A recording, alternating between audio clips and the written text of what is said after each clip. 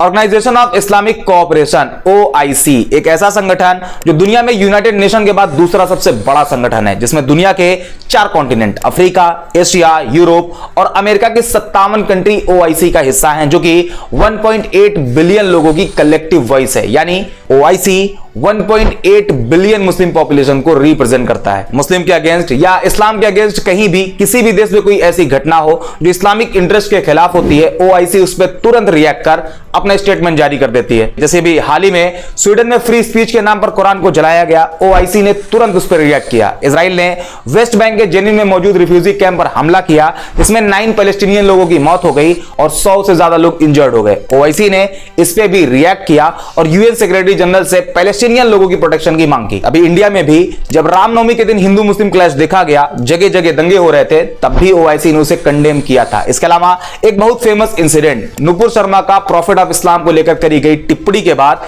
Kuwait, Iran, Iraq, Saudi अरब, Turkey, Jordan जैसी 16 country ने strongly condemn किया था। साथ ही OIC की तरफ से भी नुपुर शर्मा के बयान पर स्टेटमेंट जारी किया गया था। कहने का मतलब हर वो पॉइंट जिससे इस्लामिक इंटरेस्ट अफेक्ट होते हैं, OIC उस पर रिएक्ट करता है। और आज के इस वीडियो में हम OIC के बारे में समझने की कोशिश करेंगे कि आखिर OIC है क्या, ये कब बना और क्यों बना। OIC बनने के पीछे एक बड़ी ही पेनफुल स्टोरी है, जो हर मुसलमान के लिए किसी जख्म से कम नहीं।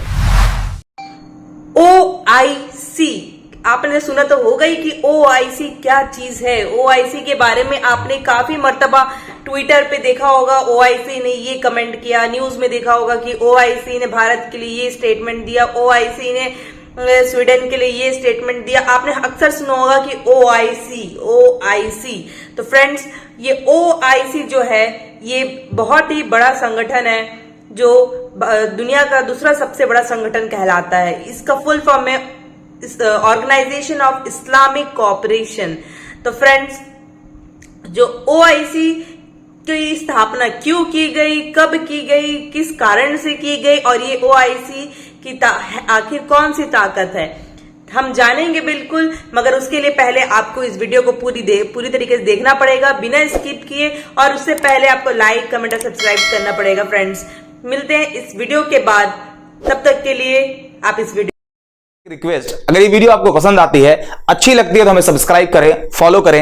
ये आपके लिए बिल्कुल फ्री है, आपका कोई पैसा नहीं लगेगा, लेकिन ये हमारे लिए काफी हेल्पफुल होगा। अब बढ़ते हैं अपने टॉपिक की तरफ। बात करेंगे OIC की, और इसके लिए हम चलते हैं 1969 में। यह है मस्जिद अल अक्सा, बैतुल मुकद्दस, जिसे यहूदी टेंपल माउंट कहते हैं। अल अक्सा मस्जिद मुस्लिम के लिए एक ऐसी जगह है जो उनके लिए बेहद इंपॉर्टेंट है। क्यों, ये भी जान लें। जैसा कि आप जानते हैं कि जब मुस्लिम नमाज के लिए खड़े होते हैं तो उनका फेस वेस्ट की तरफ होता है, लेकिन इसका मतलब ये नहीं कि दुनिया के सारे मुस्लिम वेस्ट की तरफ ही मुंह करके नमाज पढ़ते हैं। डायरेक्शन के अकॉर्डिंग कोई ईस्ट की तरफ फेस करता है तो कोई नॉर्थ या साउथ की तरफ, क्योंकि नमाज का वेस्ट डायरेक्शन से कोई लेना देना नहीं। ये नमाज की डायरेक्शन वाला जो कॉन्सेप्ट है, ये काबा पर डिपेंड करता है। जिस कंट्री का जो डायरेक्शन काबा की तरफ होगा, लोग उसी तरफ मुंह करके नमाज पढ़ेंगे। जैसे इंडिया के डायरेक्शन में काबा वेस्ट साइड में आता है, तो लोग उसी तरफ मुंह करके नमाज पढ़ते हैं। ये इमेज देखिए, यहां सभी लोग सर्किल में खड़े होकर नमाज पढ़ रहे हैं। यहां ईस्ट, वेस्ट, नॉर्थ, साउथ से कोई मतलब नहीं, सभी का डायरेक्शन सिर्फ काबा है। अब आप सोचेंगे इसका पैलेस्टाइन में मौजूद मस्जिद अल अक्सा से क्या मतलब है, मुसलमानों के लिए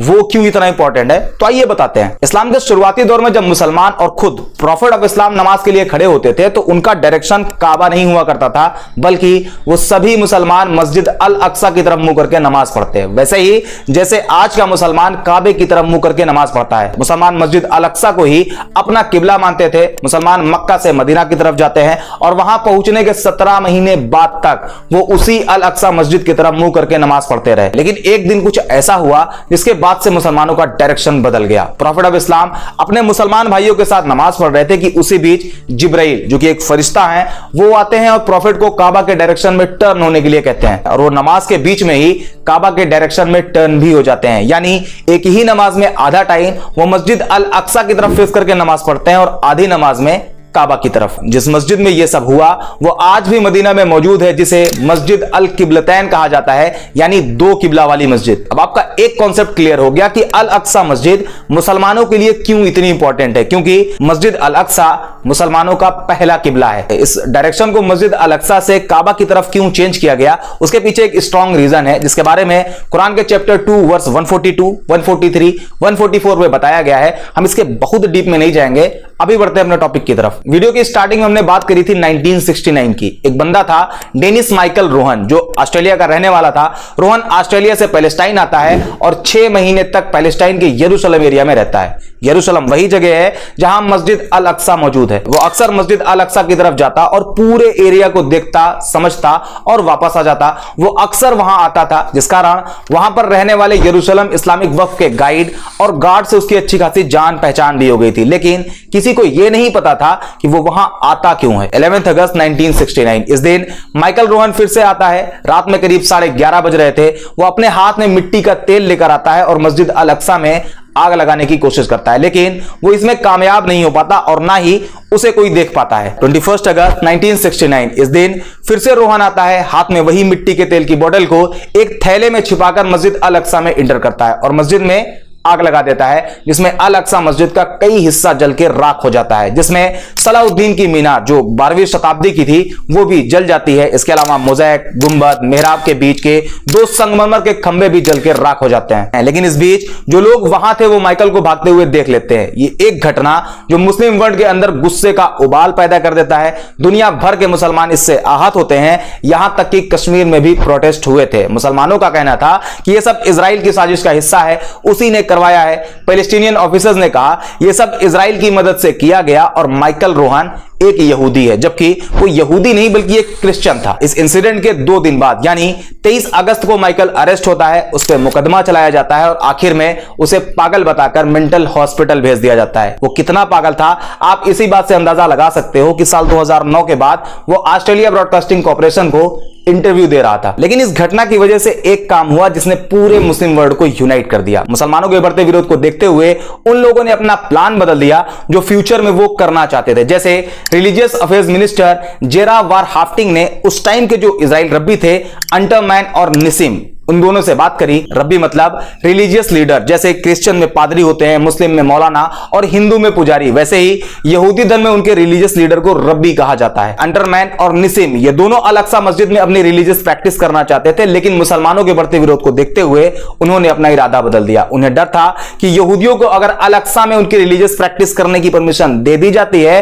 तो पूरा अरब वर्ल्ड भड़क जाएगा। 28 अगस्त 1969 को अल अक्सा में लगाई गई आग के जवाब में 25 मुस्लिम देश एक साथ मिलकर यूनाइटेड नेशन सिक्योरिटी काउंसिल में अपनी कंप्लेंट सबमिट करते हैं। 15 सितंबर को सिक्योरिटी काउंसिल की तरफ से इजराइल के खिलाफ एक कंडेमनिंग रेजोल्यूशन पास किया जाता है और इसी के बाद मुस्लिम वर्ल्ड में एक बड़ा बदलाव होता है। जब अल अक्सा मस्जिद में आग लगी तो यरूशलेम के फॉर्मर मुफ्ती अमीन अल हुसैनी ने इसे यहूदियों का अपराध बताया और सभी मुस्लिम कंट्री के हेड से एक समिट बुलाने की अपील करी। 25 सितंबर 1969 को पहला इस्लामिक समिट मोरक्को के कैपिटल रबाट में ऑर्गेनाइज किया जाता है, जिसे 24 मुस्लिम मेजॉरिटी कंट्री ने ज्वाइन किया। 6 महीने बाद मार्च 1970 में फॉरेन मिनिस्टर्स की पहली इस्लामिक समिट सऊदी अरब के जिद्दा में ऑर्गेनाइज करी जाती है और 1972 में organisation of the Islamic conference बनाई जाती है, जिसे अब organisation of Islamic cooperation OIC कहा जाता है। OIC के चार्टर के अकॉर्डिंग उनका जो एम है वो है Islamic social and economic values को प्रिजर्व करना, social, economic, cultural, scientific, political areas को बढ़ावा देना,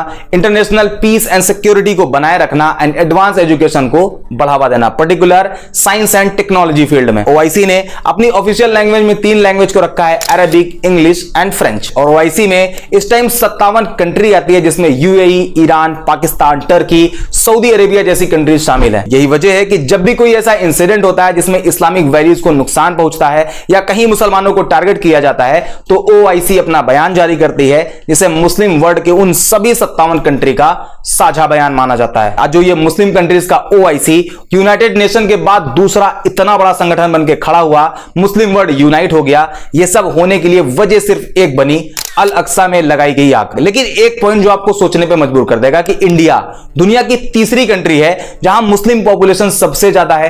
पूरी दुनिया की मुस्लिम पॉपुलेशन का 11% हिस्सा अकेले भारत में रहता है, जिनकी टोटल पॉपुलेशन 200 मिलियन से ज्यादा है। फिर इंडिया को OIC से बाहर क्यों रखा गया है? तो इसकी सिर्फ एक वजह है, पाकिस्तान। भारत की तरफ से OIC ज्वाइन करने की कोशिश करी गई, लेकिन पाकिस्तान स्ट्रांगली इसके अपोज में खड़ा हुआ, क्योंकि पाकिस्तान OIC के संस्थापक मेंबर में से एक है। साथ ही मुस्लिम वर्ल्ड इंडिया के कंपैरिजन में पाकिस्तान को ज्यादा इंपॉर्टेंस भी देते हैं। ऐसे में पाकिस्तान ने भारत के साथ कश्मीर पर चल रहे उसके कॉन्फ्लिक्ट का कारण बताकर कश्मीर रीजन में भारत पर ह्यूमन राइट वॉयलेशन का आरोप लगाकर भारत के OIC ज्वाइन करने की कोशिश पर बैरियर लगाता आया है। साल 2019 ये एक ऐसा साल रहा जहां पाकिस्तान द्वारा इंडिया को लेकर उसके अपोज को खारिज कर दिया गया। 14 फरवरी 2019 जम्मू कश्मीर के पुलवामा में एक टेररिस्ट अटैक होता है, जिसमें 40 इंडियन सोल्जर शहीद हो जाते हैं और इस अटैक की जिम्मेदारी पाकिस्तान का एक ग्रुप जैश ए मोहम्मद लेता है कि उसने ही यह अटैक किया। अगले ही महीने इंडिया पाकिस्तान में घुसकर एयर स्ट्राइक करता है, लेकिन इसी साल Indian farmer foreign minister Sushma Swaraj को OIC की फॉरेन मिनिस्टर समिट में इनवाइट किया जाता है और पाकिस्तान के अपोज के बाद भी UAE उसे खारिज करता है और पहली बार भारत OIC के किसी समिट में पार्टिसिपेट करता है। हालांकि पाकिस्तान ने इसका अपोज करते हुए समिट को बाइकआउट कर दिया था और इसे देख के इस बात का अंदाजा लगाया जा सकता है कि आने वाले दिनों में भारत भी OIC स्टेट मेंबर लिस्ट में शामिल हो सकता है। उम्मीद करते हैं आप ये समझ गए होंगे कि OIC क्या है, क्यों है और कैसे बनाई गई थी। बाकी तो फ्रेंड्स, देखा आपने ये वीडियो कि किस तरीके से मस्जिद अल अक्सा में जब एक क्रिश्चियन यानी ईसाई लड़के ने आग लगाने की कोशिश की और वहां की चीजों को नुकसान पहुंचाया, जिसके वजह से दुनिया के सारे इस्लामिक देश एकजुट हो गए और तब बना ये OIC यानी ऑर्गेनाइजेशन ऑफ इस्लामिक कोऑपरेशन। और फ्रेंड्स, जिसकी जरूरत मुसलमानों के यानी दुनिया भर के मुसलमानों को बहुत ज्यादा है। आप देखेंगे कि OIC मुसलमानों के हितों की रक्षा करता है, यानी उनके राइट्स के लिए उनके राइट्स को प्रोटेक्ट करता है। और OIC जैसे संगठन में भारत बहुत ही इंटरेस्ट ले रहा है उसमें घुसने के लिए, उसमें जुड़ने के लिए, ताकि वो पाकिस्तान और चाइना में अपना दबाव बना सके। तो फ्रेंड्स, OIC में जितने भी देश हैं सब मुस्लिम बहुल देश हैं, जिसमें मुसलमानों की संख्या सबसे अधिक है। वो सारे देश OIC में जुड़े हुए हैं, उसके मेंबर हैं और पाकिस्तान भी उनमें से एक है। और पाकिस्तान जो जम्मू कश्मीर का मुद्दा OIC में उठा चुका है। और OIC जो है, स्वीडन में जब आग लगी है ना, और हिंदुस्तान में जब नुपुर शर्मा जैसी बीजेपी की कार्यकर्ता, जो बीजेपी की कार्यकर्ता रही और जिसने प्रॉफिट ऑफ इस्लाम के बारे में गलत शब्दों का प्रयोग किया, उसके खिलाफ भी OIC ने स्टेप लिया था, जिसकी वजह से भारत को नुपुर शर्मा को अपने पार्टी से निकालना पड़ा और आज नुपुर शर्मा दर दर भटक रही है। तो फ्रेंड्स, OIC एक बहुत ही बड़ी संगठन है जो दुनिया की में जहां कहीं भी अगर कुछ होता है, यानी दुनिया के किसी भी देश में अगर मुसलमानों के खिलाफ कुछ होता है, जैसे कि बीच में रामनवमी में आपने देखा होगा कि बहुत ज्यादा ये चल रहा था। रामनवमी के दौरान जुलूस जब निकाले जाते हैं तो मस्जिदों को आग लगा दी जाती है या कुछ किसी तरीके से बवाल करके वहां लड़ाई झगड़ा फसाद किया जाता है। तो उस समय भी OIC ने इसके खिलाफ आवाज उठाई थी, जिसके वजह से भारत को शर्मिंदा होना पड़ा था पूरी दुनिया भर के सामने। तो फ्रेंड्स, ये है OIC। उम्मीद करती हूं कि आपको समझ में आ गया होगा कि OIC की ताकत क्या है, OIC किस लिए स्थापित किया गया, और सबसे इंपॉर्टेंट कि मुसलमानों का पहला किबला कौन सा था। ये भी आपने इस वीडियो से देख लिया है, समझ लिया कि हाँ जी हाँ, मुसलमानों का पहला किबला मस्जिद अल अक्सा था और उसके बाद मुसलमानों का दूसरा किबला काबा शरीफ हुआ और ये वाकया मस्जिद अल किबलतैन में हुआ। तो फ्रेंड्स, खुश नसीब है आप जो आपने ये चीज समझ गया होगा और आपने भी ये चीज देख ली होगी। ये जितने ज्यादा हो ये मैसेज आप लोगों तक पहुंचाएं, समझें इस चीज को, और इस तरीके की एजुकेशनल वीडियोस आपको और सुनना देखना पसंद करते हैं तो प्लीज मेरे कमेंट में जाके प्लीज कमेंट करिए और मेरे वीडियोस को लाइक, कमेंट और सब्सक्राइब जरूर करिए। साथ ही साथ शेयर करना बिल्कुल भी ना भूलें। मिलते हैं अपने अगले वीडियो के साथ, तब तक के लिए गुड बाय।